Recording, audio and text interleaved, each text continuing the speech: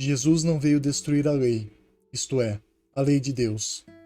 Veio cumpri-la, ou seja, desenvolvê-la, dar-lhe seu verdadeiro sentido e adequá-la ao grau de adiantamento dos homens.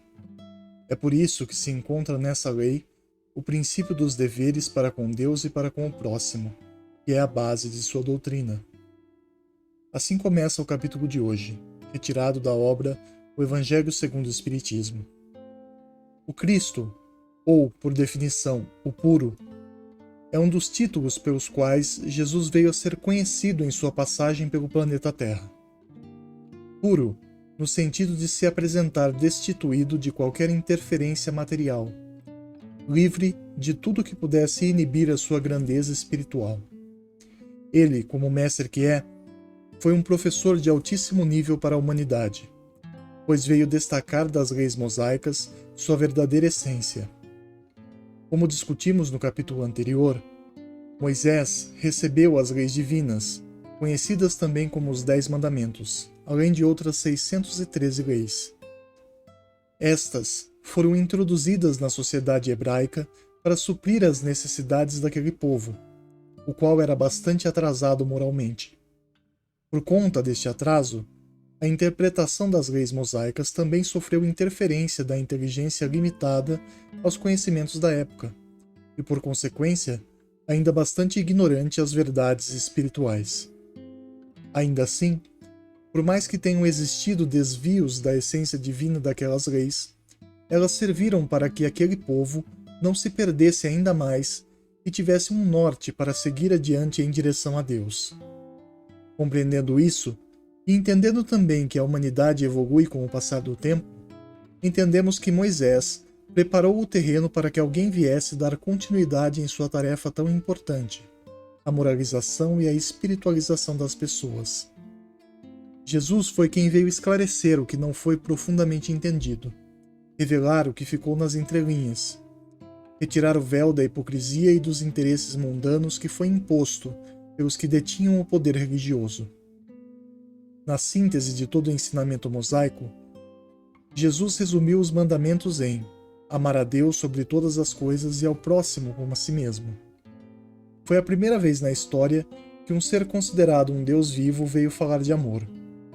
Até então, as divindades eram conhecidas por sua ira, sua fúria, sua justiça vingativa, seu poder soberano, por punições e proibições de todos os tipos. No entanto, vem Jesus e começa a apresentar à humanidade a prática do amor, a caridade. Ele próprio foi o exemplo mais claro de tudo o que pregou, servindo com humildade, compaixão e misericórdia aos seus irmãos. Veio ensinar, mas não apenas da boca para fora, pois ele demonstrou através de atos e palavras qual era a melhor conduta frente à vida, sempre submisso à vontade de Deus. Neste sentido, ele não poderia destruir a lei celeste, senão purificá-la das corrupções que o homem causou. Em outras palavras, ele veio relembrar o que foi esquecido por conveniência. Foi isso que fez no Sermão da Montanha, por exemplo, pois reinterpretou não apenas os 10 mandamentos, mas todo o dever que eles carregam consigo no labor desta vida. O Cristo começa a mostrar aos seus discípulos que existe uma verdade sensata e amorosa por trás de leis, até então, impositivas e frias, despertando nas pessoas o desejo verdadeiro de se dedicar nessa jornada espiritual, redimindo suas falhas e construindo o seu futuro com sementes melhores, cuja colheita trará mais felicidade que lamentação. Com a chegada do Cristo, não era mais o suficiente saber que não se deve matar, roubar, adulterar. Era essencial compreender que agir de tal maneira é condenar-se a si mesmo a expiações futuras, e que, ao contrário, agir com amor é o início da felicidade verdadeira. Mais além, numa reflexão mais séria sobre a lei divina, Jesus ajuda-nos a enxergar que cada ação tem sua consequência e que nossas escolhas são muito mais importantes do que se pensava até então. Em outras palavras, como diz o apóstolo Paulo, ele destacou da letra que mata o espírito que vivifica. E já, que a interpretação humana também evoluiu, tornou-se preparada para aceitar complementos à lei. Jesus foi capaz de abrir os olhos de milhares de pessoas à necessidade de acrescentar o amor em nossas vidas. Assim, o Mestre foi fundamental para que não fiquemos estagnados no olho por olho, dente por dente, norma que serviu ao seu tempo, mas que atualmente revela certa barbárie ética, se compreendida ao pé da letra. É verdade que colheremos na mesma medida aquilo que fizemos, mas não seremos nós os juízes ou carrascos de nossos irmãos.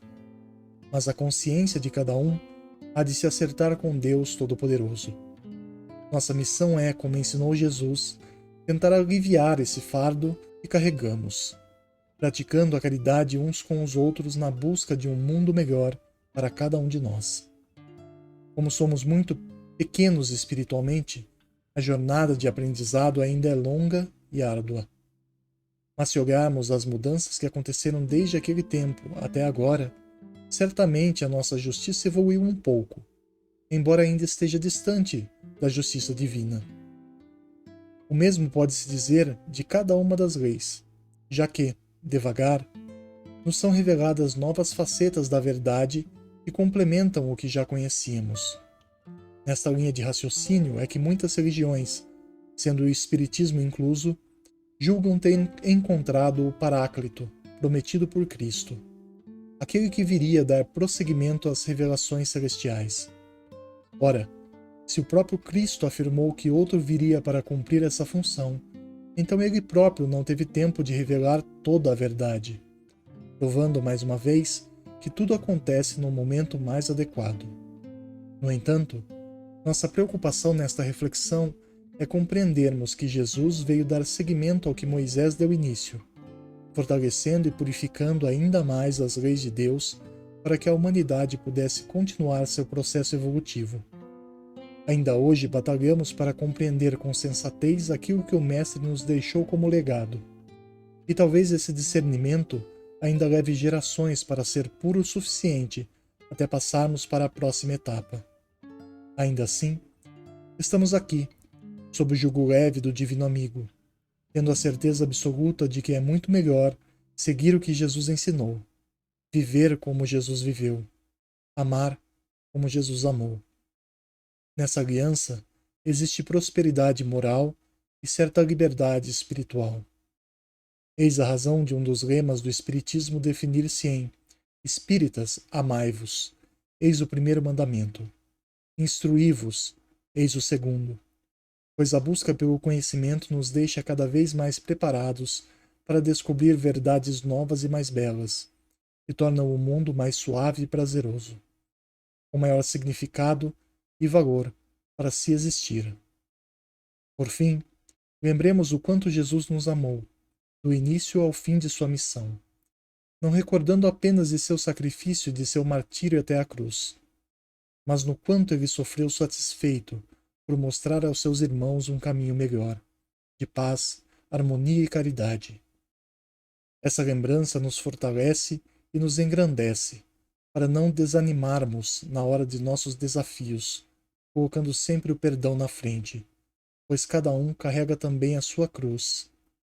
Mas, para todos nós, Jesus é quem nos ajuda nessa difícil jornada pela purificação de nossa alma. Que cada um possa reavivar o Cristo em sua vida, buscando sempre a comunhão com essa pureza que só Ele apresentou em tão alto nível. E que Deus nos abençoe.